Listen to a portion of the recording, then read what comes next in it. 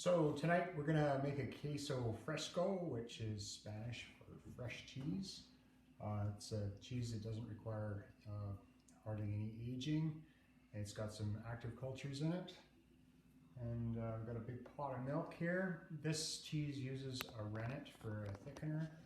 And so we don't use the acid, and we're not gonna be using any citric acid in there. It's still going to take a little bit of calcium chloride to thicken up the curd, but and we're going to use a little bit of cultured buttermilk for some of the culture that's going in there to get things going. So yeah, we're going to start adding some stuff to the milk here. So I've got 9 liters of milk here, and I'm going to add calcium chloride to it. I have a quarter of a cup of water here, and I'm going to quarter of a teaspoon of calcium chloride to the water. Dissolve it in.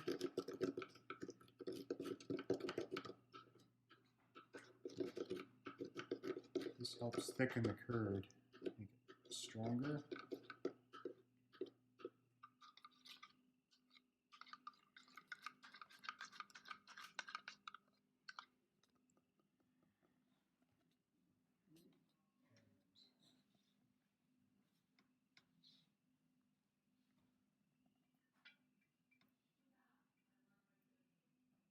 So this is skimmed, pasteurized cow milk. Just stirring in calcium chloride.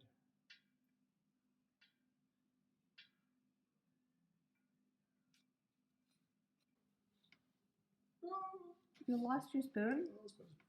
Oh dear, that's trouble. So we got a half a rennet tablet here. Put in that amount of milk. And I froze some cultured buttermilk in the ice cube tray, and I've got that 2 cubes are thawed out here, just sitting in some warm water so that it doesn't shock them when they go in there when the time comes. So I'm getting close to my temperature, so I'm going to dissolve this rennet tablet in some water. You can't use chlorinated water. If you're in town, you need to use something else. Rennet tablet in there, doing its thing. Oh. Cultured buttermilk. Warming. And we've got our milk. Pretty close to temperature here.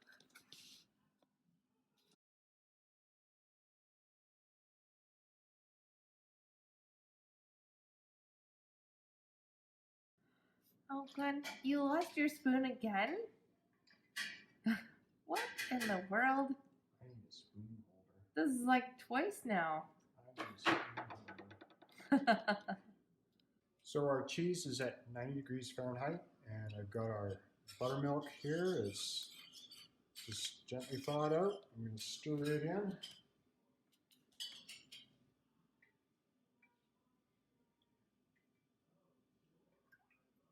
It's got active bacteria in it. It's going into the milk. All the good stuff. Pasteurization takes out, but there's good stuff in the buttermilk. So.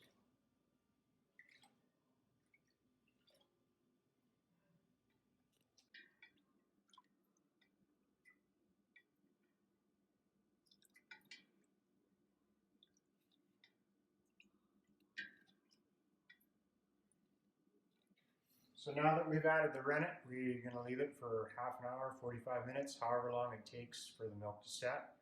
It hasn't set, we wanted to give it a little more time. We want the temperature to maintain right around 90 degrees. So I'm just going to put a towel over this and make sure that I haven't left the stove on before I put the towel on it, just to try and maintain the heat. And we'll wait for it to do its thing.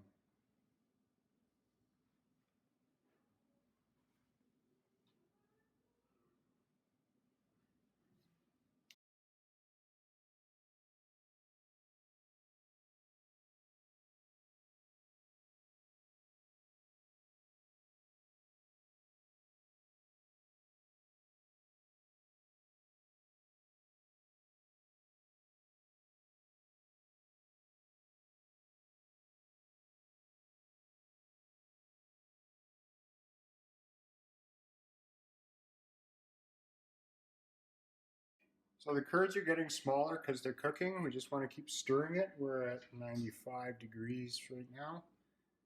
And we just don't want it to become a big mass at the bottom until we want it to become a big mass at the bottom. We're going to stir it, and then after 10 minutes here, another 8 minutes has passed. We'll put the lid on and let it sit for a while, and all the curds should settle to the bottom and form one big lump. And at that point, we'll want them in a lump, but right now we want them to cook, so that's why we're stirring. So we've been stirring it for the past 20 minutes so that it doesn't clump on the bottom. It's still 95 degrees Fahrenheit. But now we're going to stop stirring it because we want it to clump on the bottom. So we're going to put the lid on and leave it for about 5 minutes for all the curds to settle, and hopefully they'll consolidate into one big mass on the bottom.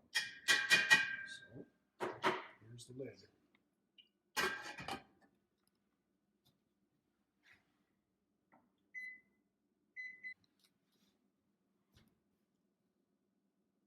Alright, so it's time to skim off the whey. We're not going to save the whey.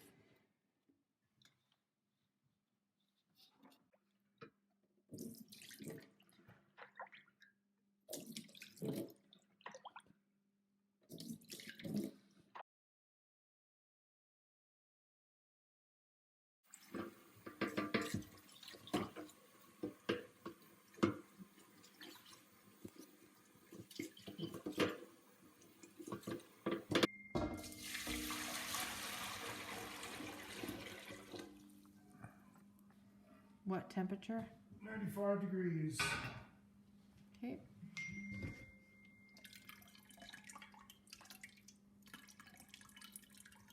You have fans texting you. I have fans.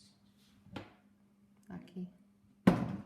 So we got it on a double boiler. We can keep it at about 95 degrees.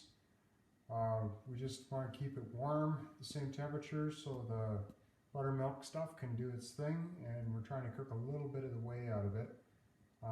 Once it gets a little bit drier, I'm going to mill in a couple of teaspoons of salt. Recipe I have called for more than that, but it seemed like excessive, so we'll try a couple of teaspoons and see what happens. So we'll just sprinkle a couple of rounded teaspoons here in, split the difference. Cheese salt, that's a big lump, we're gonna have that.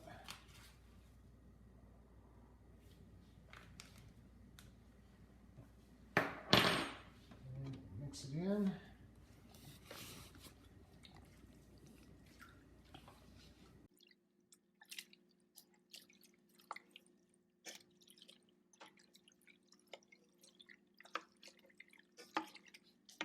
So it's been about a half an hour. We're gonna take the curds out of the pot and stick them in the cheese press. They've been sitting there at 95 degrees. All one big lump in the bottom. Stirring off some of the whey here.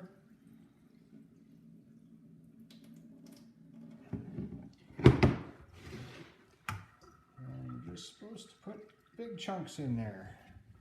Don't worry about breaking it up, just throw the big chunks in there.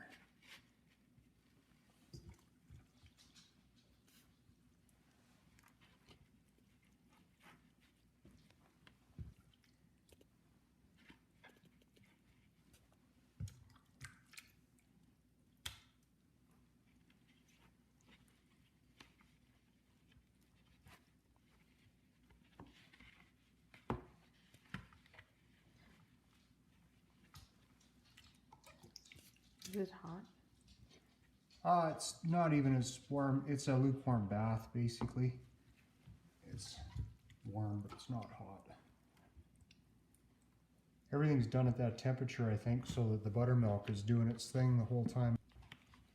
A fair bit of stuff in there. Trying not to get the folds in Yeah, I there. see the folds there tonight. Yeah, I'm trying not to do that because it only gets pressed once. It's just going to get pressed for 6 hours. And then it's done. You can eat this right away, or you can press it and eat it after it's pressed, or you can let it sit in the fridge up to a couple weeks, I guess. Airtight. You don't want to pick up flavors. You want it to be in the fridge airtight. I'm going to leave just a little bit behind for tasting. All right. So just flop that over. Follower on.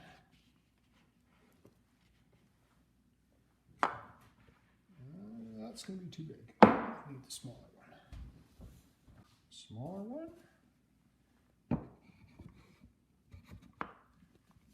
And we need 35 pounds for 6 hours.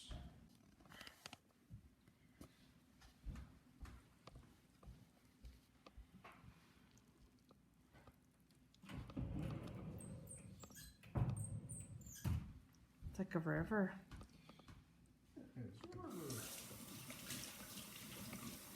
Cheese.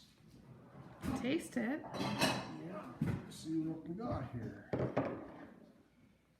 little bit left that I didn't put in the press, so I'll just scoop that out. It's ready to eat right now. Mm-hmm. All right, gonna try some.